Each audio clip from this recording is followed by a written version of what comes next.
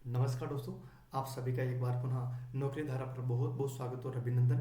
मैं उम्मीद करता हूँ आप सब लोग बहुत अच्छे होंगे और आप सब लोगों की कॉलेज व्याख्याता असिस्टेंट प्रोफेसर की तैयारी बहुत ही शानदार और ज़बरदस्त चल रही होगी।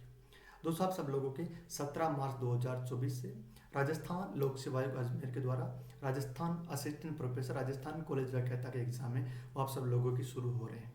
और जिन विद्यार्थियों का जिन साथियों को जो 17 मार्च को एग्जाम है उनके एग्जाम सेंटर परीक्षा केंद्र जारी कर दिए हैं। तो सभी लोग अपने क्या करेंगे, या तो फिर राजस्थान एसएसओ आईडी है उनको खोल के आप अपना जो परीक्षा केंद्र देख सकते हो, या फिर आरपीएससी की ऑफिशियल वेबसाइट पर आपके अपने इनरोलमेंट नंबर या फिर एप्लीकेशन नंबर या फिर नाम और डेट ऑफ बर्थ के माध्यम से भी आप अपना एग्जाम सेंटर देख सकते हो। क्या सर, हमारा जो एडमिट कार्ड आ गया? बिल्कुल, आपका अभी तक एडमिट कार्ड नहीं है। अभी दोस्तों आपका ओनली फॉर परीक्षा केंद्र बताया जा रहा है कि आपका जिस ये नाम है और आपका सेंटर किस जिले में है, बस सिर्फ और सिर्फ इतना बताया जाएगा, ना कि जिले के अंदर कौन सी स्कूल में आपका जो परीक्षा केंद्र है वो अभी तक शो नहीं हुआ है। वो दोस्तों 13 तारीख के शाम को 4-5 बजे या फिर 14 तारीख की सुबह को दोस्तों आपकी परीक्षा जो प्रवेश पत्र है वो जारी हो जाएंगे। अब दोस्तों आपको अपना टारगेट फिक्स कर लेना कि मुझे किस जिले में पहुंचना है, वो आप टारगेट बना लेना। अभी दोस्तों आपको प्रवेश पत्र का वेट नहीं करना है। प्रवेश पत्र का महज 2 मिनट का काम है आपको निकालना, क्योंकि आपको अभी आपका एग्जाम सेंटर है वो किस जिले में होगा। तो बस अभी आपको अपना जिले को टारगेट करके उस जिले तक पहुंच जाना है। मैं आप सभी से निवेदन करूंगा कि अगर आपका, तो आप सब लोग एक दिन पहले अपने परीक्षा केंद्र तक जरूर पहुंच जाइएगा, क्योंकि परीक्षा केंद्र हो सकता है जिले से कुछ कुछ कुछ जिले ऐसे हैं जिनका सेंटर जो परीक्षा से लगभग सिटी से लगभग 20-25 किलोमीटर दूर होता है। और वो लोग क्या करते हैं कि परीक्षा के दिन ही अगर परीक्षा 10 बजे शुरू हो रही है तो 8 बजे पहुंचते हैं, लेकिन वो उस परीक्षा केंद्र तक पहुंच नहीं पाते हैं। इससे क्या होता है कि उनके जो सालों की मेहनत होती है वो सारी बेकार चली जाती है।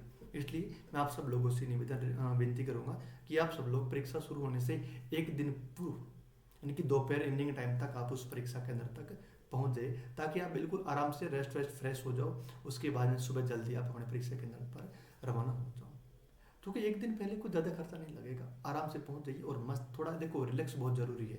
अगर आप एग्जाम के टाइम अगर आप प्रेशर में रहोगे कि देखो आपका 10 तारीख को एग्जाम शुरू हो रहा है, माना एग्जाम्पल के अकॉर्डिंग बता रहा हूँ, और आप 9 तारीख को घर से निकल रहे हो और इतना हाइपर होके निकल रहे हो कि 10 तारीख को सुबह पहुंचोगे, इतना भाग दौड़ में पहुंचोगे, इसलिए क्या होगा, उस परीक्षा से थोड़ा आप डिस्टर्ब हो जाओगे। इसलिए मैं आपसे निवेदन करूंगा कि आप थोड़ा एक दिन पहले पहुंच जाओ, ताकि आपके किसी भी तरह की कोई दिक्कत नहीं होगी। और आप सभी को मेरी तरफ से बहुत बहुत बधाई और ढेर ढेर सारी शुभकामनाएं। दोस्तों, एक आपसे निवेदन करूंगा कि आप नेगेटिव मार्किंग से बचना।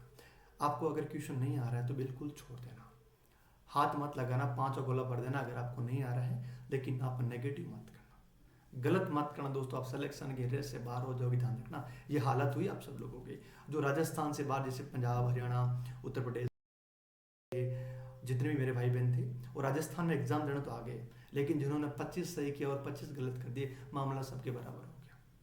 ठीक है, तो इसलिए अगर आपको नहीं आ रहा है तो 5वां गोला भर दे।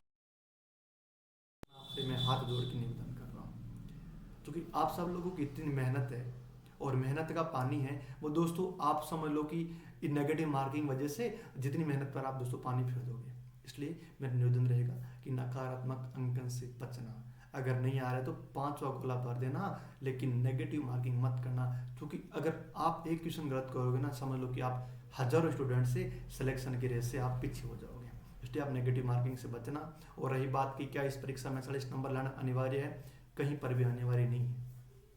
न तो आपके थर्ड पेपर में 40% नंबर लाना अनिवार्य था, न इस सब्जेक्ट के पेपर होगा फर्स्ट और सेकंड, इसमें 40% नंबर लाना अनिवार्य, किसी में अनिवार्य नहीं है। आपके जो मेरिट है वो दोस्तों पर्टिकुलर जो तीनों सब्जेक्ट है, तो जो सॉरी आपका जो तीनों पेपर है, इन तीनों पेपर और जो आपका इंटरव्यू साक्षात्कार होगा, उनको मिला के आपके फाइनल मेरिट बनने वाली हैं। तो अभी चिंता करने की जरूरत नहीं है कि अगर आपका थर्ड पेपर बिगड़ भी गया है तो भी उन तीसरे पेपर की जो राजस्थान सामान्य अध्ययन का पेपर हुआ था, इनकी भरपाई आप अपने विषय के पेपर में कर सकते हो।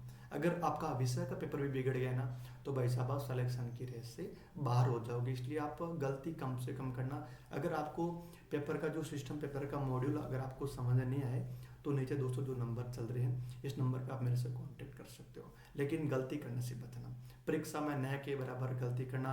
अगर परीक्षा का पैटर्न, परीक्षा प्रणाली अगर आपको समझ में नहीं आती है तो बेझिझक आप अपने भाई को किसी भी टाइम कॉल कर सकते हो। और राजस्थान में अगर आपका उदयपुर में अगर आपका परीक्षा केंद्र आता है, अगर आपके कहीं पर भी रहने पीने की ठहरने की अगर व्यवस्था नहीं हो तो मुझे बिल्कुल आप बता सकते हो सकता है कुछ कुछ की कंडीशन ऐसी होती है जिसकी वजह से वो विद्यार्थी क्या करता है कि अपने परीक्षा केंद्र पर तय समय पर पहुंच नहीं पाता है, या फिर उनके होटल में खाने पीने की अच्छे से व्यवस्था नहीं हो पाती है, तो बेझिझक आप मेरे से कॉन्टेक्ट कर सकते हो, चाहे वो लड़का हो चाहे लड़की हो। मुझे पता है कि किसी की आर्थिक स्थिति ऐसी होती है कि वो मतलब होटल रेस्टोरेंट है या फिर धर्मशाला में रह नहीं सकता, होती है, बिल्कुल होती है, क्योंकि सभी जो अमीर बाप की औलाद नहीं होती है, तो किसी कंडीशन ऐसी होती है जो उसकी वजह से उनकी थोड़ी बहुत परेशानी का सामना करना पड़ता है। अगर ऐसा कोई हो तो बिल्कुल आप मेरे से कांटेक्ट कर सकते हो। और हो सकता है आपको कहीं पर परीक्षा के अंदर ढूंढने में कहीं दिक्कत हो सकता है रात को देर नाइट को आप पहुंचो, अगर किसी भी तरह की आपकी दिक्कत हो बिल्कुल आप मेरे से कॉन्टैक्ट कर सकते हो। और मेरी शुभकामना आप सब लोगों को हमेशा साथ रहेगी। मैंने आप सब लोगों का 7 जनवरी को भी साथ दिया और आगे भी आप सब लोगों के 17 मार्च से जो परीक्षा शुरू हो रही है उसमें भी आप सब लोगों के साथ खड़ा रहूँगा। बहुत बहुत बधाई और ढेर सारी शुभकामनाएं। और 17 मार्च को जिनका पेपर है उनको मेरी तरफ से बहुत बहुत बधाई और ढेर सारी शुभकामनाएं। लोग अच्छे से मेहनत कीजिए, स्वस्थ रहिए, मस्त रहिए। Good night.